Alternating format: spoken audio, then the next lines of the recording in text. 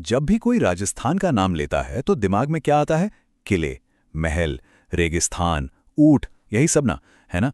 लेकिन आज हम इस पारंपरिक छवि से थोड़ा आगे बढ़कर एक ऐसे राजस्थान की कहानी देखने वाले हैं जो अपने शानदार इतिहास और एक हाईटेक भविष्य के बीच एक मजबूत पुल बना रहा है। तो सवाल यही उठता है कि आखिर ये हो कैसे रहा है? एक राज्य जो अपनी ऐतिहासिक विरासत के लिए जाना जाता है, वो कैसे एक मॉडर्न इकोनॉमिक पावर हाउस बनने की तरफ तेजी से बढ़ रहा है? चलिए आज की इस बातचीत में इसी बदलाव की एक-एक परत को खोलकर देखते हैं। तो शुरुआत करते हैं बुनियाद से। इस पूरे बदलाव की नींव रखी जा रही है कुछ बहुत बड़े इंफ्रास्ट्रक्चर प्रोजेक्ट्स के साथ। ये प्रोजेक्ट्स इतने बड़े हैं कि ये राज्य का नक्शा ही बदल रहे हैं एक तरह से।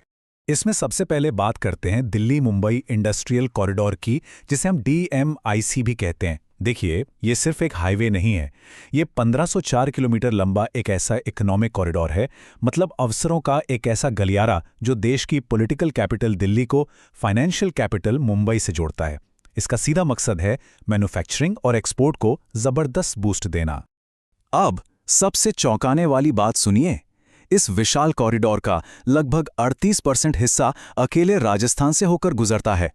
सोचिए, इसका असर राज्य के करीब 60% एरिया पर पड़ेगा। मतलब ये राजस्थान के भविष्य के लिए एक असली गेम चेंजर साबित होने वाला है। और इसी कॉरिडोर का एक बहुत जरूरी हिस्सा है जोधपुर पाली इंडस्ट्रियल एरिया, जिसे एक बड़े हब की तरह डेवलप किया जा रहा है। अब इसे बना कौन रहा है? इसके लिए रिडको नाम की एक नई कंपनी बनाई गई है जो एक जॉइंट वेंचर है। इसमें 51% हिस्सेदारी राज्य की एजेंसी रीको की है और 49% केंद्र सरकार की एजेंसी NICDS की। मतलब टीम वर्क चल रहा है।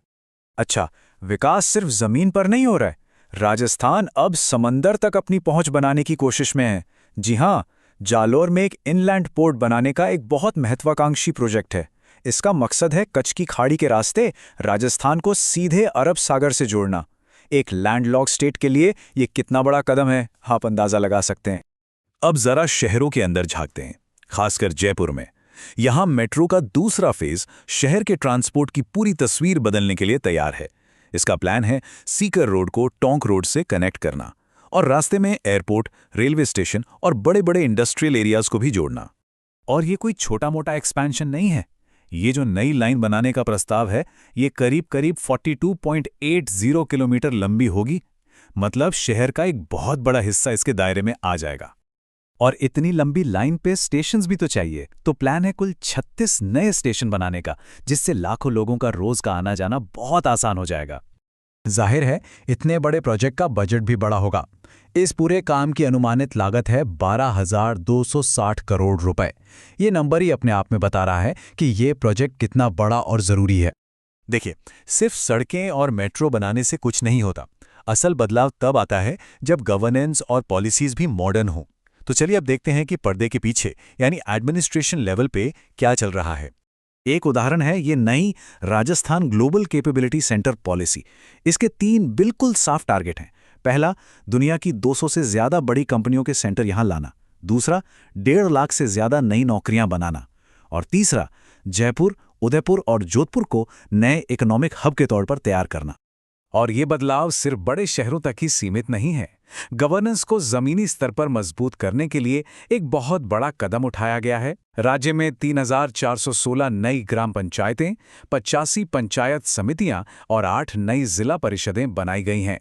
इतना ही नहीं, अपनी ग्लोबल कम्युनिटी से जुड़ने के लिए भी एक अच्छी पहल हुई है। सरकार ने फैसला किया है कि दुनिया भर में जो राजस्थानी बसें हैं, उनसे जुड़ने और उन्हें सपोर्ट करने के लिए एक अलग डिपार्टमेंट ही बनाया जाएगा। वाकई एक बहुत अच्छा कदम है। अब एक सवाल मन में आ सकता है, क्या ये सारा विकास, ये सारे प्रोजेक्ट्स राज्य की विरासत और प्रकृति की कीमत पर हो रहे हैं? तो जवाब है नहीं। राजस्थान ये साबित कर रहा है कि प्रोग्रेस और प्रिजर्वेशन यानी विकास और संरक्षण साथ साथ चल सकते हैं। इसका एक उदाहरण देखिए, झुंझुनू में मिली ये 4,500 साल पुरानी सभ्यता। ये हड़प्पा संस्कृति के समय की है। यहाँ जिस तरह से योजना बनाकर घर बनाए गए थे, तांबे के औजार मिले हैं, वो हमें बताते हैं कि राजस्थान का अतीत कितना समृद्ध और एडवांस था। और ये देखिए, पर्यावरण संरक्षण की एक कितनी खूबसूरत मिसाल।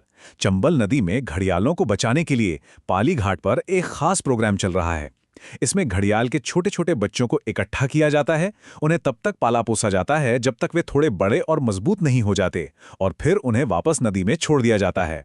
कृषि में भी राजस्थान पीछे नहीं है, और ये बात शायद बहुत लोगों को हैरान कर दे कि राजस्थान आज भारत के टॉप 5 शहद उत्पादक राज्यों में शामिल है। देश के कुल शहद उत्पादन का 9% हिस्सा यहीं से आता है। और इन सब बड़े बड़े प्रोजेक्ट्स के बीच में सामाजिक कल्याण पर भी पूरा ध्यान है। आयुष्मान बाल संबल योजना इसी का एक उदाहरण है। ये योजना उन बच्चों के लिए है जो किसी दुर्लभ बीमारी से जूझ रहे हैं। उन्हें इलाज के लिए 50 लाख रुपए तक की मदद और देखभाल के लिए हर महीने 5,000 रुपए दिए जाते हैं। तो कुल मिलाकर आज का राजस्थान एक बहुत ही दिलचस्प मोड़ पर खड़ा है।